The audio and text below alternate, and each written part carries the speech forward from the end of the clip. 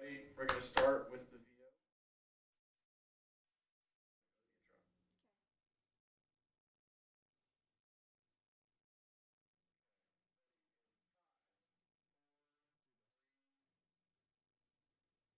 Coming up, Scottie Scheffler makes a shocking withdrawal. And Joe Flacco is re-signing with a certain AFC North rival. All that and much more right here on WEBN Sports.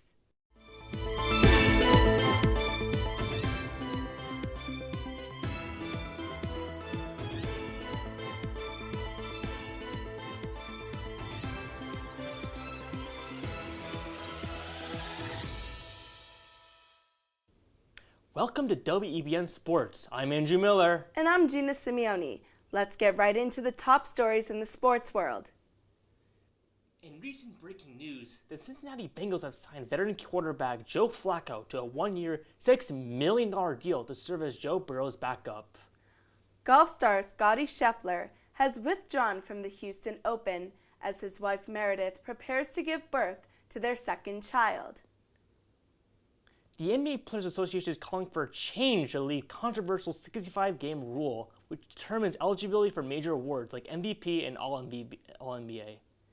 The Boston Celtics fell to the Minnesota Timberwolves this past Sunday, 102-92. They wanted to know. The song of the year back then, 2005. Yes. We Belong Together. Oh, well, Right, look at that. And everyone's shaking hands because we all belong together. Look at this.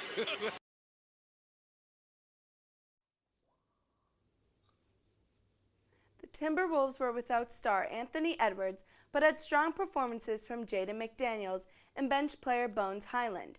The Celtics were down 3 going into halftime and managed to start out the third quarter on a run, but lost the lead early in the fourth quarter and could not get any momentum going after that.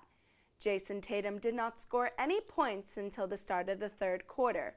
He ended the game with a double-double, 16 points, 11 rebounds. Jaylen Brown had another 20-point performance, scoring 29 points and 7 rebounds in 35 minutes played. He has recorded 20 points or more in 9 of his last 10 games. The Celtics take on the reigning champs Oklahoma City Thunder Wednesday at 7:30 p.m. With more news from the NBA, we'll hear from our NBA correspondent, Allie Evans. Allie? Thanks, guys. Warriors guard Moses Moody suffered a gruesome non-contact knee injury in the final minute of the team's 137-131 overtime win over the Dallas Mavericks Monday night. According to Warriors head coach Steve Kerr, Moody received an X-ray immediately after the game. Though it is likely the 23-year-old will miss the remainder of the season, he is still expected to undergo an MRI for official confirmation. Moody finished Sunday's game with 23 points, 3 rebounds, and 3 assists. Young Spurs star Victor Wembanyama is boldly making his case for MVP. In a post-game moment with Spurs forward Keldon Johnson and the Athletic staff writer Jared Weiss, the 7'4" forward argued against doubters, stating, quote, "I believe I'm the most impactful player defensively in the league." Now, in a press conference following the Spurs' rousing 136-111 victory over the Miami Heat, Wemby also stated, quote, "I think I should lead the race. I'm trying to make sure that at the end of the season, there's no debate."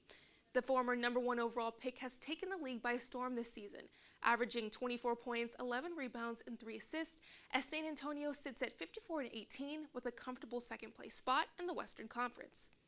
The Oklahoma City Thunder's Paycom Center is soon to be no more.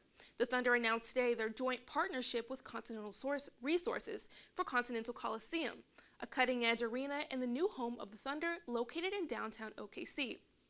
Founded in Oklahoma City, Continental Resources is the world's largest privately held oil and natural gas producer.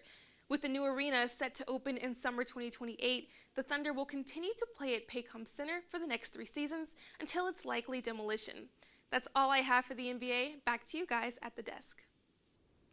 We're going to take a short break, but when we come back, spring finally arrives as the MLB returns. In a big upset in the men's March Madness tournament.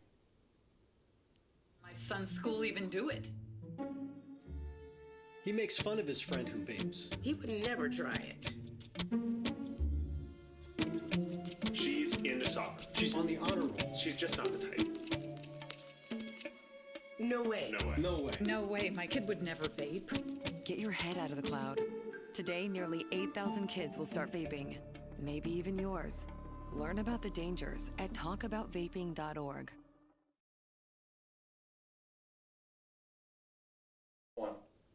Welcome back to WEBN Sports.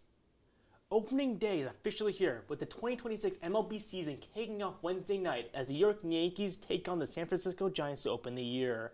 First pitch is set for 8:05 p.m. Eastern, but here in Boston, the focus is on a retooled Red Sox team entering a pivotal season. After a busy offseason filled with roster moves and added depths, the Sox are looking to stay competitive in a loaded AL East and build around a mix of young talent and key veteran additions. Shohei Ohtani's jersey from Japan's 13-0 win over Chinese Taipei, played on March 6th, sold for $1.5 million at an MLB auction Sunday night.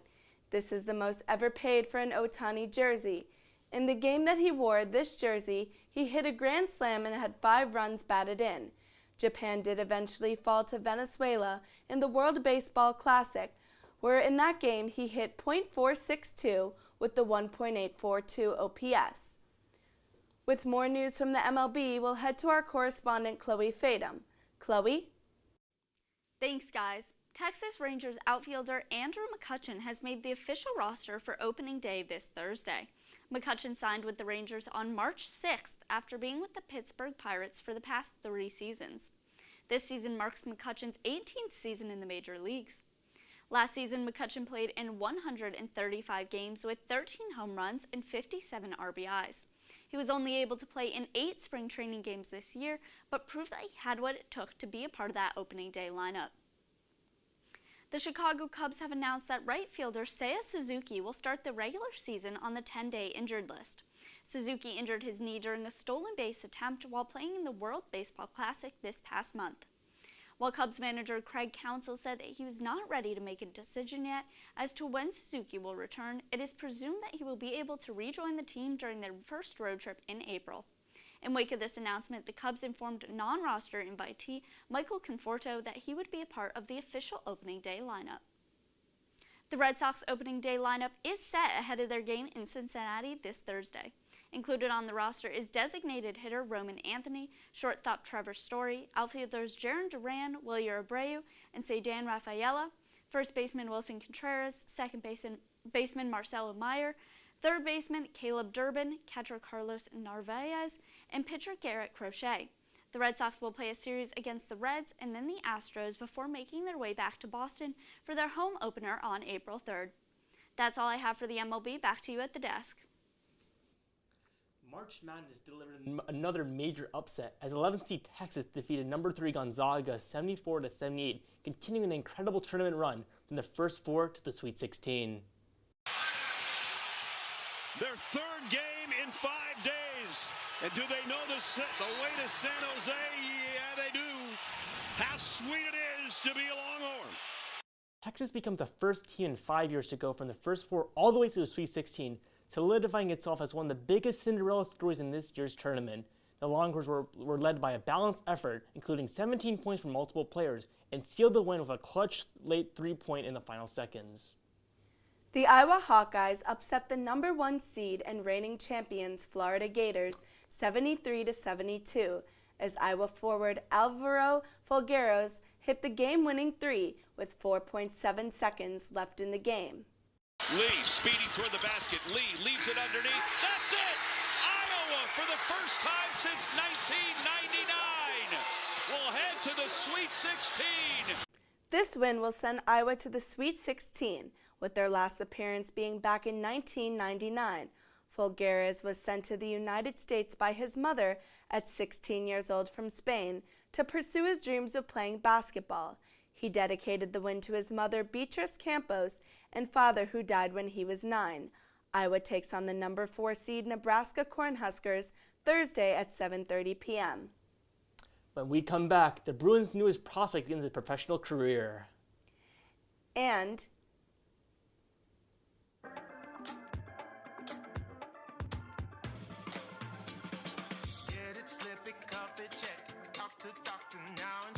Get it, slip it, cuff it, check it. high blood pressure silently affects millions of Americans. Staying on top of your blood pressure is as simple as these 4 easy steps. Self-monitoring is power. Visit manageyourbp.org to learn more.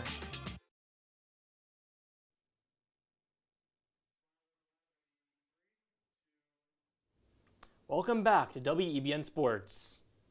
The Boston Bruins are sending their top prospect James Haggins to the AHL to begin his pro career, and is focused on both development and flexibility. Haggins, the 7th overall pick in the 2025 NHL draft, signed an amateur tryout deal and will start with the Providence Bruins, where he can immediately gain experience against professional competition. The decision also allows Boston to keep its options open. By not immediately signing him in an NHL contract, the Bruins avoid burning a year of his entry-level deal and can evaluate whether he's ready for a late-season call-up. Beloved NHL reporter Jessie Pierce and her 3 children tragically died in a house fire this past Saturday. She really knew her stuff. She was really passionate about the NHL. This just breaks my heart, but I said to her one time, how cool is it going to be for your son when he's a teenager to show his friends those pictures of these wild legends that he got to meet when he was 6 months old? Firefighters responded to 911 calls from neighbors reporting flames coming through the roof of the single-family home in White Bear Lake, a suburb about 10 miles northeast of downtown St. Paul. Pierce was a correspondent for the Minnesota Wild for the past decade and was loved by the organization, players, and fans. The cause of the fire is still under investigation. The Seattle Seahawks are locking in their future, agreeing to a record-breaking extension with wide receiver JSN. The deal is worth 4 years, $160.6 million, with over $120 million guaranteed, making him the highest-paid wide receiver in NFL history. JSN is coming off an historic season where he led the league in receiving yards and won Offensive Player of the Year, helping power Seattle to a Super Bowl win.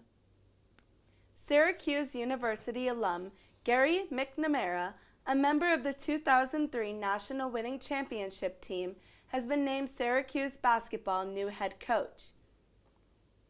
That's all we have tonight. Thank you for watching WEBN Sports. We hope you'll join us again next time. For more news in the sports world, you can stay tuned with our coverage on YouTube at WEBN Boston. Have a good night.